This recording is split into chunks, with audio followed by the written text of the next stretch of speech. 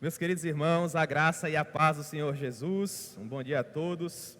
Vamos abrir nossas Bíblias no livro de Atos dos Apóstolos, no capítulo 2. E se o Senhor permitir, nós pensaremos um pouco hoje pela manhã acerca do evento Pentecostes e qual a sua importância para a igreja, tanto no princípio da sua caminhada, quanto nos dias atuais. Atos, capítulo 2, a partir do versículo 1. Eu também quero parabenizar o meu querido amigo Silvio pela formatura no seminário. Parabéns, meu irmão, que Deus lhe abençoe, lhe conceda graça, para que com as ferramentas que o irmão conseguiu, meu irmão possa contribuir com a expansão do reino de Deus e com a manifestação da glória dele até os confins da terra. Em nome de Jesus, desembainha a espada do Espírito para pregar o Evangelho. Amém? Todos que nos acompanham pela internet, sejam bem-vindos. Espero que Deus também possa falar ao coração de cada um de vocês. Todos chegaram a Atos capítulo 2, a partir do versículo 1. O Senhor nos diz assim, através da pena de Lucas, o médico amado. Ao cumprir-se o dia de Pentecostes, estavam todos reunidos no mesmo lugar. De repente, veio do céu um som como de um vento impetuoso e encheu toda a casa onde estavam assentados. E apareceram distribuídas entre eles línguas como de fogo, e pousou uma sobre cada um deles. Todos ficaram cheios do Espírito Santo e passaram a falar em outras línguas, segundo o Espírito lhes concedia que falassem. Ora, estavam habitando em Jerusalém judeus, homens piedosos, vindos de todas as nações debaixo do céu.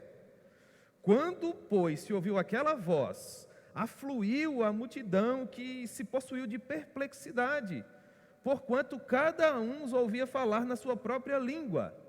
Estavam, pois, atônitos e se admiravam, dizendo: Vejam, não são galileus todos esses que estão aí falando? Como nós podemos ouvi-los em nossa própria língua? Somos partos, medos, elamitas, mesopotâmios, judeus, capadócios, do Ponto e asiáticos, frígios, panfílios, egípcios, líbios, sirênios, romanos, judeus prosélitos, cretenses, arábios. Como os ouvimos falar em nossas próprias línguas as grandezas de Deus? Todos, atônitos e perplexos, interpelavam uns aos outros, se perguntando: o que isso significa? Outros, porém, simplesmente zombavam e diziam: na verdade, esses homens devem estar embriagados. Amém? Vamos orar? Senhor, nós amamos o Senhor com toda a força do nosso coração. Tenha misericórdia de nós e nos permita compreender esse breve excerto das Escrituras que nós acabamos de ler. Ser propício para todos nós e trata conosco de uma maneira simples e objetiva, no nome de Jesus. Amém. Meus irmãos, no capítulo anterior, no primeiro capítulo de Atos, nós estudamos o que preparou o que acabamos de ler, o evento Pentecostes. E no capítulo 1, o Senhor Jesus havia orientado os discípulos a permanecerem em Jerusalém, até que do alto eles fossem revestidos de poder, para que, por meio desse poder, eles angariassem melhores condições de pregar o Evangelho. Portanto, a promessa do Espírito Santo não apenas inaugura, ela também comissiona a igreja a fazer a vontade do Senhor sobre a face da terra. E nós devemos também levar em consideração que a promessa da presença do Espírito Santo no seio da igreja acompanhava a nossa tradição desde os idos do Antigo Testamento. Perceba, por exemplo, essa promessa por meio dos lábios do profeta Joel, que é considerado pelos nossos doutrinadores o profeta do Espírito Santo. Joel nos diz assim, capítulo 2, a partir do versículo 28. E acontecerá, depois desses dias, que derramarei o meu espírito sobre toda a carne. Vossos filhos e vossas filhas profetizarão, vossos velhos sonharão e vossos jovens terão visões. Até sobre os servos e sobre as servas derramarei o meu espírito naqueles dias. Portanto, não apenas os judeus, mas os prosélitos que acompanhavam o judaísmo, todos eles conheciam essa promessa muito bem. De modo que, à época do Novo Testamento, essas palavras foram reiteradas pelo próprio Senhor Jesus, quando por meio do Evangelho de João, ele nos afirma assim, capítulo 14, versículo 16. E eu rogarei ao Pai, e Ele vos dará outro Consolador, a fim de que esteja para sempre convosco, o Espírito da verdade, que o mundo não pode receber, porque não o vê, nem o conhece. Vós o conheceis, porque ele habita convosco e estará em vós. Portanto, o Espírito Santo é justamente a chancela de que, de fato, nós compreendemos a mensagem da cruz e fomos transportados do império das trevas para o reino do Filho do seu amor. É o testemunho interno do Espírito Santo que nos dá a certeza inafastável de que, efetivamente, nós marchamos a passos largos em direção a Jerusalém celestial. E também é o Espírito Santo que nos oferece as condições necessárias para que nós venhamos a servir na infantaria dos exércitos de Emanuel, porque sem o Espírito Santo nós não podemos absolutamente nada. Por isso Jesus havia sido taxativo por ocasião do final do Evangelho de Lucas. Vocês lembram? Lucas 24, 49. Sem o Espírito Santo não saiam de Jerusalém. Por que Jesus afirmava categoricamente assim? Porque após a sua ascensão aos céus, Jesus apareceu por cerca de 40 dias, a pelo menos 10 grupos de pessoas, para provar que a sua ressurreição era um fato histórico, real, palpável. Portanto, seria a coisa mais óbvia os corações daquelas pessoas estarem em chamas para proclamar a verdade da ressurreição. Eles estavam profundamente apaixonados e motivados e ávidos para iniciar a sua jornada. Mas Jesus, que conhece o coração humano como ninguém, sabe que motivação daí passa. Quantos de nós não nos motivamos tanto quando abraçamos um projeto?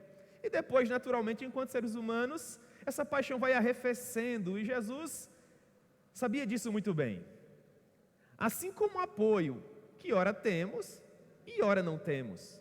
E reconhecimento, que ora temos e ora não temos. Portanto, convenhamos, é muito bom servir quando estamos apaixonados e bem motivados.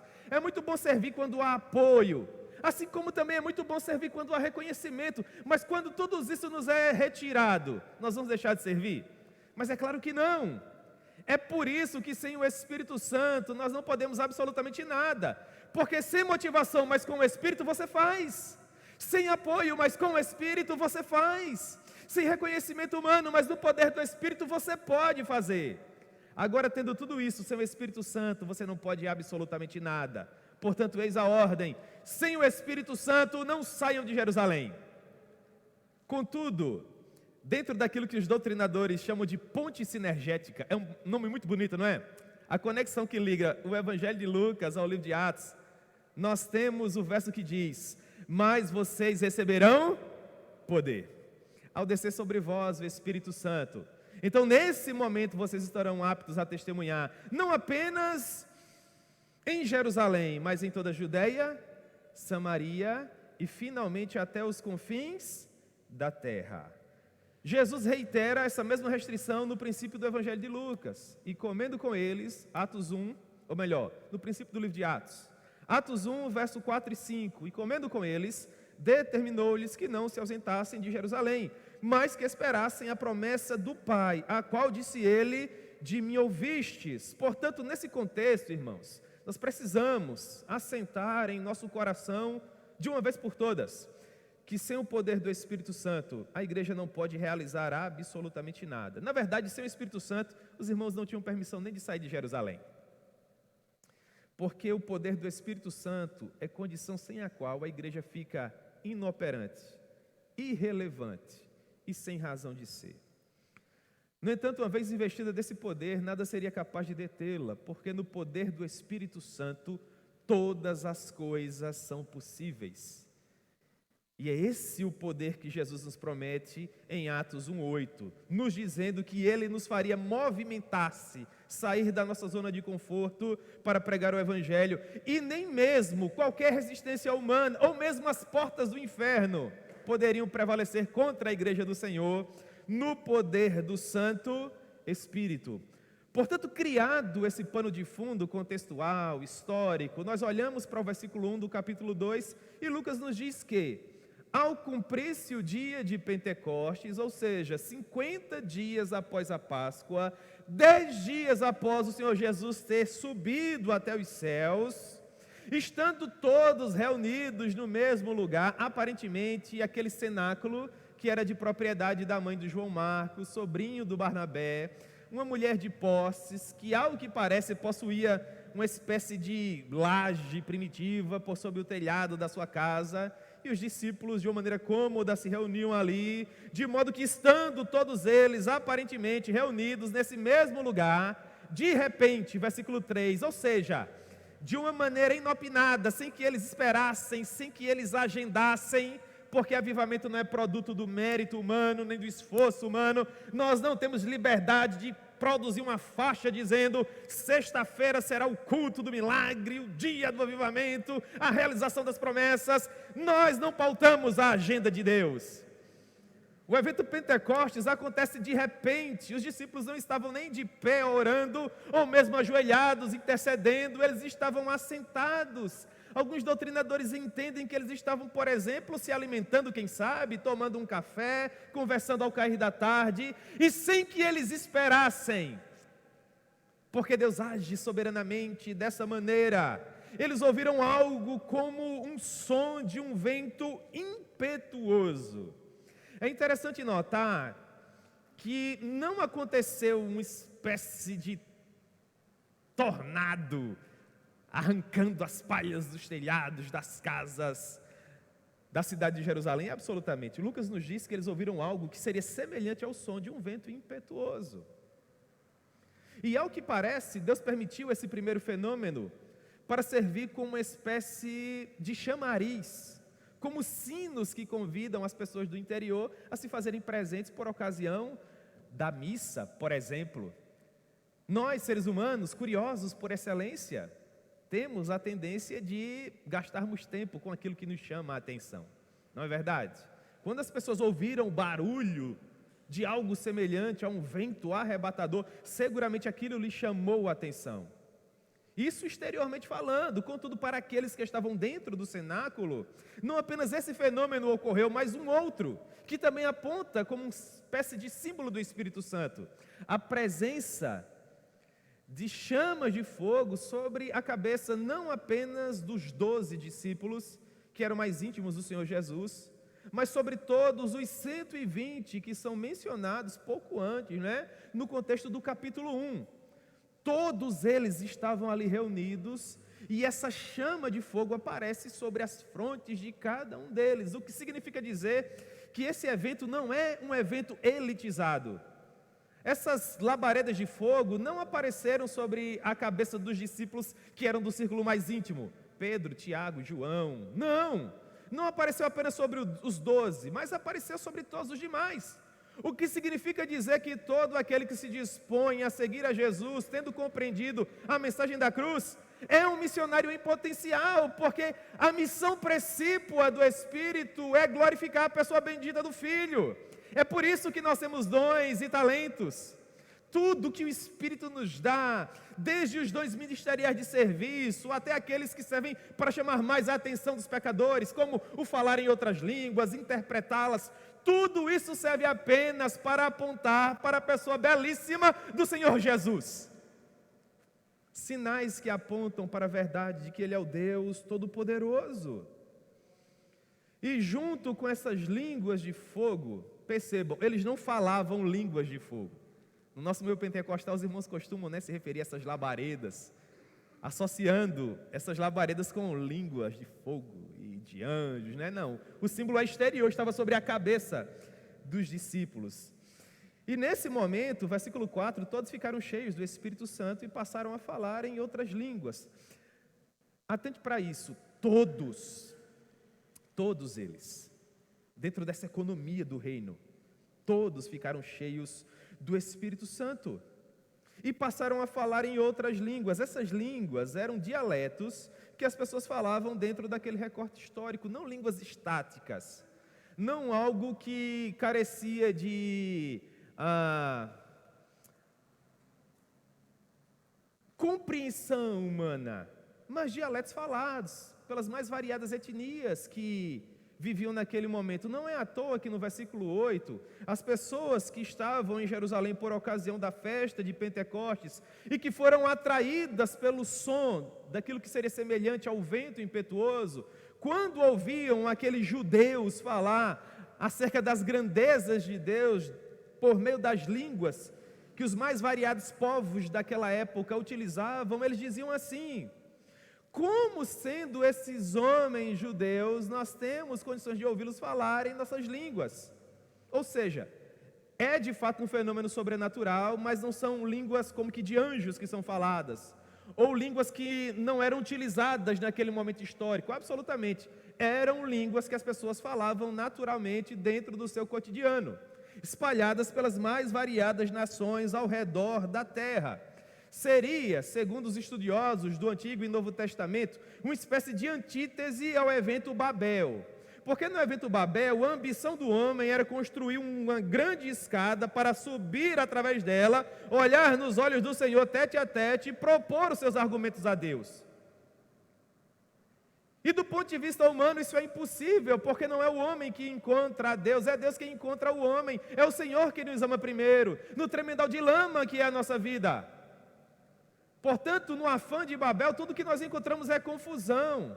As pessoas falavam uma única língua, e para que aquele projeto viesse a cair por terra, Deus confunde aquelas pessoas e os espalha por toda a face da terra, por meio das várias línguas que surgiram. Na ambição do homem, o que nós temos é confusão, pecado e divisão. Mas no poder de Deus, as línguas não servem para separar, pelo contrário, servem para unir.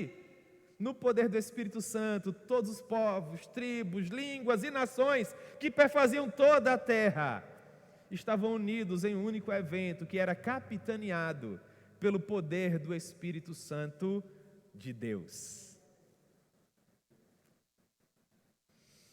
Qual o interesse do Senhor Jesus em nos enviar o Espírito? Por que esse fenômeno aconteceu? Esse seria um segundo ponto interessante. O Espírito Santo serve para capacitar a igreja a revolucionar o mundo no poder do Evangelho. No momento em que o Espírito Santo desce sobre a igreja, ela é inaugurada, ela é comissionada por Deus, passa efetivamente a ser o seu corpo.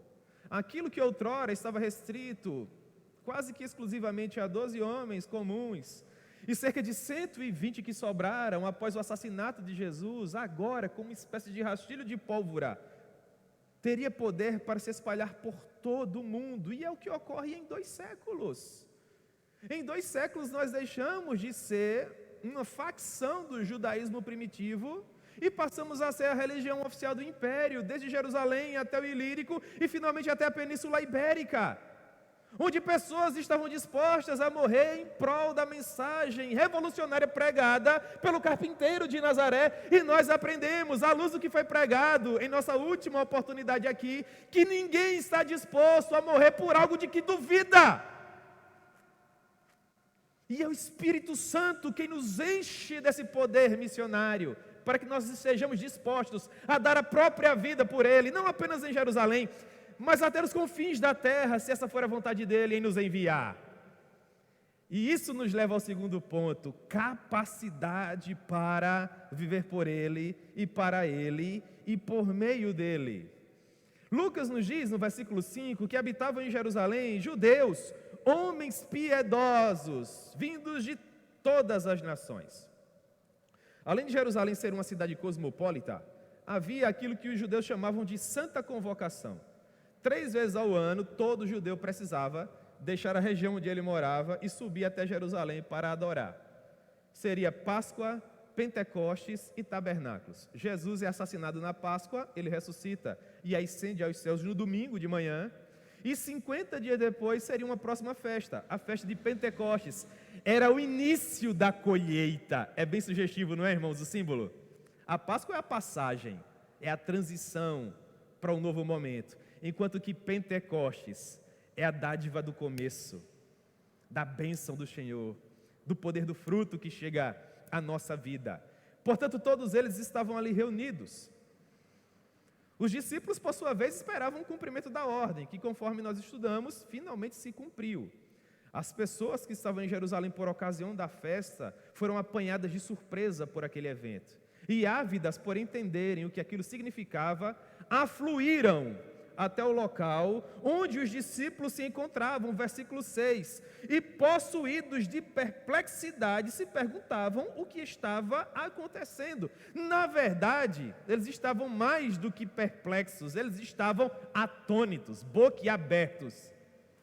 É a expressão que Lucas usa no versículo 7. E eles se admiravam dizendo assim: esses homens são galileus iletrados. Alguns deles nós de fato até conhecemos, são pescadores lá do mar da Galileia. Como eles conseguem falar dessa maneira? Versículo 8, como nós conseguimos ouvi-los em nossa própria língua materna?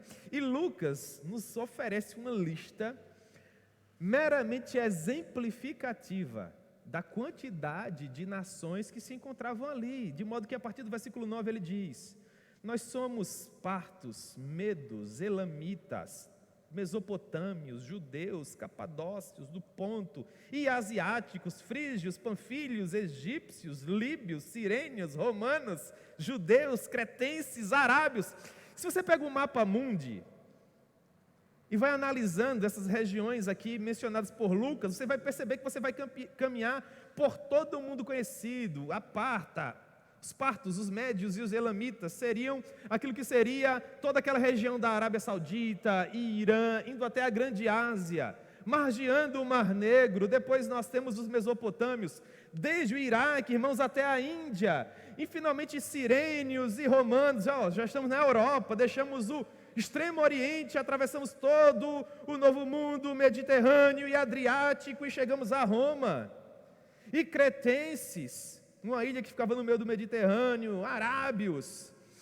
Como nós conseguimos ouvir todos esses homens falar as grandezas de Deus em nossa língua? Todos, atônitos e perplexos, interpelavam uns aos outros. O que isso significa? É interessante notar que o milagre nunca é um fim em si mesmo. Percebam, irmãos, nós estamos diante de um evento que, do ponto de vista sobrenatural, é o zênite da história do cristianismo. O derramar do Espírito Santo é o ponto alto daquilo que comissiona a igreja a pregar o Evangelho em todo o poder de Deus. Todas as histórias cristalinas, maravilhosas, que nós temos acesso por meio dessas grandes biografias missionárias que nos chegam à mão, encontram fonte, razão de ser nesse evento aqui. É aqui que a nossa história finalmente começa. Essa é a ordem que nos permite partir por todo mundo, pregando a toda criatura, e é deste momento que os sinais passarão a seguir aqueles que creem. Portanto, do ponto de vista espiritual, nós temos todos os elementos mais fantásticos aqui. Som de um vento impetuoso, labaredas de fogo sobre as frontes dos discípulos, o Espírito Santo concedendo que eles falassem línguas, as quais eles jamais tiveram a oportunidade, às vezes, de nem mesmo ouvir uma primeira vez. A coisa era espetacular, portanto, o poder deveria ser tão avassalador, a ponto de fazer aqueles miseráveis pecadores da multidão se renderem em fração de segundos ao senhorio de Cristo, dizendo: eu não suporto tanto poder, eu me rendo, eu quero esse Jesus para a minha vida. Mas não é isso que acontece. Mesmo com essa apoteose do Espírito Santo, as pessoas não compreendiam absolutamente nada. Se não houvesse exposição pública das Escrituras, elas iam voltar para casa com a sensação, respeitadas as devidas proporções, é só para você compreender, que teriam se tivessem assistido à demonstração de fogos de artifício. Foi bonito, foi lindo, foi exuberante, agora vamos voltar para casa porque amanhã a vida continua. Não é basicamente assim, irmãos? No dia 31 de janeiro, todo mundo está extasiado com a queima de fogos. No dia 31 de dezembro. Dia 1º de janeiro a gente vai pagar as contas, irmãos. Alguns até arrependidos porque gastaram demais na transição do dia 31 para o dia 1º, não é? Se o Evangelho não tivesse sido pregado, talvez nós nem soubéssemos que esse evento de fato havia acontecido com toda essa força e magnitude. Isso não acontece apenas no evento Pentecoste, mas em todos os milagres. Por exemplo, se o cego de nascença que fora curado por Jesus não tivesse ouvido o Evangelho, tudo que Jesus teria feito por ele seria permitir que ele caminhasse para o inferno sendo guiado pelos próprios olhos. Ele foi curado por Jesus, e depois no encontro lá de João capítulo 9, o Senhor pergunta: em que sua vida mudou? Você de fato crê naquele que fez isso por você? Ele diz assim: eu ainda nem conheci aquele que fez isso por mim. Quem é ele para que eu possa adorá-lo? E o homem tinha sido visitado poderosamente pelo Espírito Santo em seu poder de curar. Isso se estende a coxos, e a endemoniados, a grilhoados e a todos os demais que sofrem com todas as mazelas que são produto do pecado em nossas vidas. Mesmo tendo acesso a todo o poder do Espírito Santo que fora derramado e que nós acabamos de estudar, as pessoas estavam perplexas e atônitas. E alguns outros, mesmo tendo observado tudo isso, sendo mais céticos, diziam assim: na verdade, eles devem estar embriagados. Irmãos, convenhamos, barulho de vento como que de um furacão, labaredas de fogo sobre a cabeça das pessoas, e aparece alguém para dizer: isso aí é força da cachaça. Esse é o desvario do coração humano, o abismo que nos arrasta até as profundezas do inferno, irmãos. E nós achamos que somos os senhores do nosso destino, os capitães das nossas próprias almas. As pessoas compartilhavam isso com o interesse de provocar algumas risadas naqueles que ouviam, não conseguindo compreender que eles estavam numa situação desesperadora e que isso em nada afetava o coração de Deus, que os visitava por meio da sua graça. Enquanto alguns não entendiam e outros faziam chacota, havia um grupo seleto, agraciado por Deus, que experimentava a experiência mais poderosa das suas vidas, após o encontro que tiveram com o Senhor Jesus. E esse poder foi tão extraordinário ao tempo em que fora tão sublime, que aqueles que eram covardes se tornaram profundamente corajosos, e eu me refiro a Pedro. Porque quando Jesus anunciava a Via Crucis, Pedro, o intrépido galileu, com a espada na cintura, dizia para Jesus: eu estou disposto a ir contigo até as últimas consequências. E Jesus dizia para Pedro que ele não teria condições humanas de beber o cálice que Jesus estava preso a beber. E Pedro insistia: eis que eu estou disposto a ir contigo até a morte, se for o caso. E Jesus denunciava a fragilidade do coração de Pedro, porque Pedro, tinha muita motivação, ele era zeloso, ele era um homem apaixonado, ele só não tinha as ferramentas necessárias, ninguém tinha. E Jesus dizia para Pedro: Pedro, toda a tua motivação e paixão e zelo não suportarão a madrugada em que o galo vai cantar, porque antes que o galo cante, tudo isso vai cair por terra, meu filho. Motivação dá e passa, coragem dá e passa, mas no poder do Espírito Santo todas as coisas são possíveis. Daí a pouco está lá Pedrão, irmão, chorando copiosamente após aquele olhar de Jesus. Vocês conseguem imaginar o poder daquele olhar?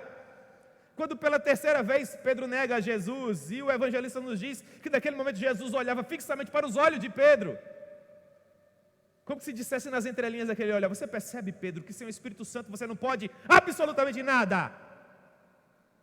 Mas no poder do Espírito Santo, o homem, que mesmo armado com espada, temeu a serva, a criada do sumo sacerdote, agora, perante todas as autoridades de Jerusalém, no pórtico de Salomão, ante uma multidão de no mínimo 3.000 pessoas, se levanta, versículo 14, e ele ergue a voz, e ele começa a expor publicamente tudo aquilo que estava acontecendo.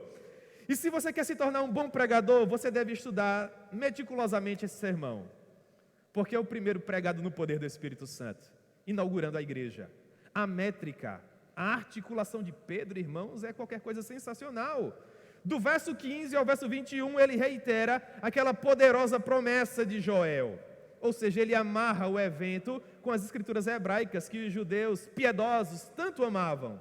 Em segundo lugar, ele consegue provar que Jesus de fato era o Filho de Deus, através dos prodígios e dos milagres que acompanharam a vida e o ministério de Jesus, até que finalmente ele foi assassinado pelas principais autoridades de Israel, versos 22 e 23. E após falar da morte de Jesus, a sua morte expiatória, vicária, Pedro nos diz a maneira com que ele ressuscita, rompendo os grilhões da morte, cumprindo a profecia do Salmo 16. Isso dos versos 25 a 28. amarra com os salmos escritos por Davi, Salmo 110, falando acerca do que Davi havia dito, acerca daquele que não veria corrupção, mas que ressuscitaria através do seu próprio poder. E quando finalmente, na mente daqueles judeus piedosos, as coisas começaram a fazer sentido, porque todas as profecias do Antigo Testamento encontram solução em Jesus. Paulo provaria isso alguns anos depois. Vocês lembram? Quando Paulo recebe a Jesus como Salvador, em Atos 9:20, Paulo só conseguia afirmar que Jesus era o Messias. Mas haviam muitos falsos Messias afirmando que também era um filho de Deus. Paulo não podia meramente afirmar, Paulo teria que provar. Então nós saímos de Atos 9:20, chegamos a Atos 9:22 e o verbo muda. De meramente afirmar em Atos 9:20, em Atos 9:22, agora Paulo consegue provar, demonstrar que Jesus é o Messias. E como ele consegue isso?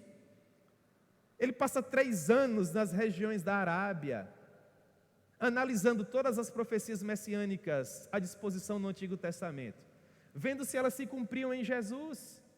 E todas elas encontram solução no Senhor Jesus. E Paulo, de posse dessa verdade inafastável, apaixonado como ele era, diz assim, que se qualquer pregador ou mesmo anjo de luz surgir com qualquer outra mensagem que esteja além ou aquém desta que ele havia de fato provado ser verdade, que nós, enquanto cristandade, viéssemos a considerar anátema.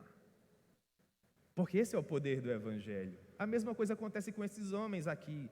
Uma vez que Pedro prova, através das escrituras hebraicas, através do Antigo Testamento, que de fato Jesus era o Messias, e que aquelas pessoas haviam matado o Filho de Deus, vocês conseguem imaginar como isso é chocante? Um clima poderoso de arrebatamento espiritual tomou conta daquelas pessoas, e não há pregador humano que consiga isso, por mais que ele tenha estudado e o seu vocabulário seja elaborado, por mais que ele consiga caminhar com desenvoltura pelos corredores do saber humano, ninguém é tão poderoso a ponto de atingir juntas e ligaduras, apenas o Espírito Santo, com a espada afiada que ele possui. E quando Pedro termina aquela breve mensagem, dizendo que aquelas pessoas deviam estar absolutamente certas de que aquele Jesus que eles haviam crucificado era o Senhor e o Cristo, toda aquela multidão, ou pelo menos a infinita maioria, estava assim perplexa, estava assim atônita, não mais por meio das dúvidas, mas por causa das verdades que eles haviam acabado de ouvir. E a resposta deles, a mensagem de Pedro, irmãos, é qualquer coisa indescritível. Versículo 37, vamos encerrar agora. Ouvindo eles estas coisas, o plano de salvação, irmãos, apresentado de uma maneira bela, magnífica. Que pregador extraordinário o Espírito Santo produziu. O Martin Lloyd Jones olha para o sermão de Pedro e diz algo, irmãos, que eu corroboro. Isso é uma velha guarda, né? Pregadores nascem prontos. Tudo que eles conseguem ao longo da vida são ferramentas que melhoram o que eles já têm, assim como cantores e tocadores e tudo mais. Fantástico isso, né? Ouvindo eles estas coisas, compungiu-se-lhes o coração e perguntaram a Pedro e aos demais apóstolos. A palavra compungir, que Lucas usa aqui, vem de um termo grego que significa ter o coração transfixado por uma estaca. Esse é o poder chocante do Evangelho. Eles estavam desesperados, sentindo uma dor excruciante, sem saber o que fazer com as suas almas eternas.